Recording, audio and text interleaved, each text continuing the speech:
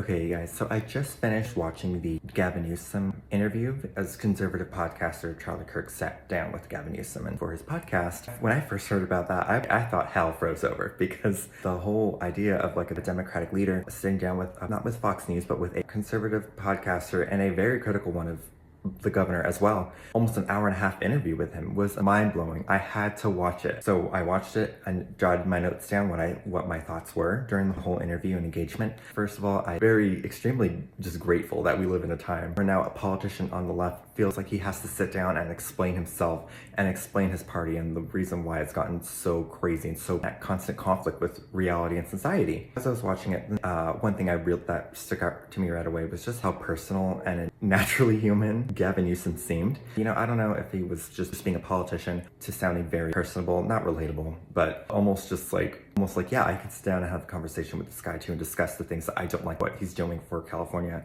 and trying to influence for the rest of the country. It's very well presented and it humanized him. If it had not been for that interview, I don't think I really would have watched anything Gavin Newsom had to say. Him and other Democrats are just talking about how great he was and how much they hate Trump.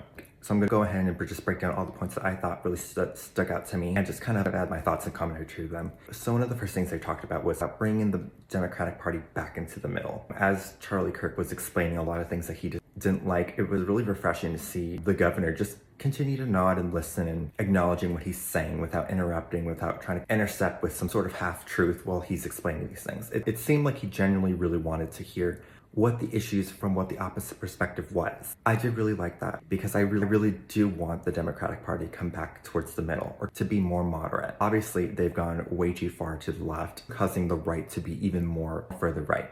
And that's not good for either side because someone's gonna take power. And my thing being a gay conservative is that we do need Democrats. As we're seeing right now with a Republican president in office, Republicans controlling almost the majority of the country right now, they're gonna be far right in response to how extreme the left was during former President Biden's term. That's just cause and effect. I think it's important for Democrats to be more moderate is because as a conservative, I will say that we do need Democrats to balance out the crazies in the Republican Party. So yeah, I hope he means what he says when he wants to bring them more towards the middle. And maybe that's what this whole interview is about. The next thing they spoke about, which is probably the biggest thing people are hearing about, are the men and women's sports. Now, Charlie really pressed him on it and the governor was very receptacle to it for the most part. He did mention about how he does have compassion for the trans community and he feels like he personally struggles with the compassion of trans people, but also the fairness that women deserve within their own sports. From what I've been seeing and hearing, he's been getting a lot of pushback on it. And I hope that in itself is a big sign of where the Democratic Party is. And hopefully they wake up and see that people do not want that. It doesn't matter how small the percentage is for a full adult male, even a fully grown male who's a teenager, playing in women's sports, winning their championships and their medals and their awards. And instead of the LGBT community speaking out first and talking about, you know what, as much as we're here for trans rights and trans people, this is where we draw the line and we find some compromise. No, they choose to either brush it under the rug or just completely deny it. If they're not going to talk about it, guess what? The right's going to talk about it. And they're not going to talk about it in a way that has any sort of compassion from the trans community's point of view. And unfortunately, in the Republican-run government, if that means not letting men into women's sports means that we have to stop all trans people from playing sports, then that's just what it's going to be.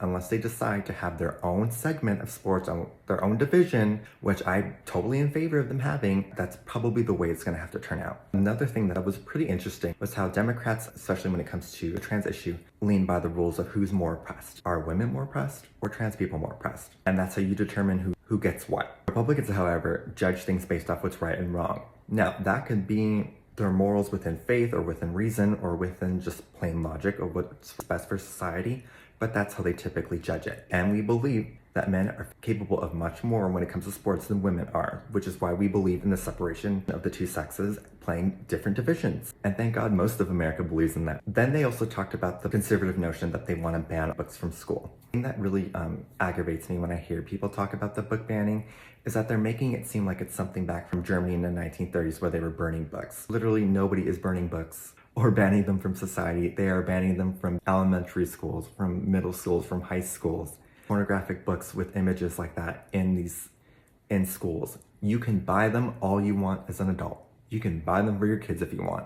They're just not letting it in schools. But I thought it was interesting that the governor tried to say that would also include the Bible as being a pornographic book that would need to be banned. I will say the Bible is very graphic in terms of violence and death and war, but to say that it's a pornographic book is a very back-breaking reach for that. For someone who's read the Bible, I would say it's very cut and dry what it says happened back then, but I wouldn't say that it has all these details of like sexual savagery that was going on. It doesn't go into details, it simply just says what it says. When it comes to conservatives not wanting certain books in kids' schools, they're typically talking about books like genderqueer or this book is gay, or different books like that. Not only talk about gay sex, but also have explicit imageries and photos in there, and how to participate in that. Unfortunately, when it comes to those, apparently books like George Orwell's 1984 gets thrown into the mix. I personally love that book. I did a book report on it back in my sophomore year in high school. I would not go as far as to say that that book was at the same caliber as some of these LGBT books that they're trying to push into the kids' schools.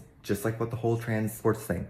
If banning pornographic books out of kids' schools means that 1984 has to go as well, then so be it. But yes, these are my thoughts and observations with this whole interview. I will say I really appreciate that the governor was actually willing to submit himself to a 90-minute interview with one of the toughest podcasters in conservative media.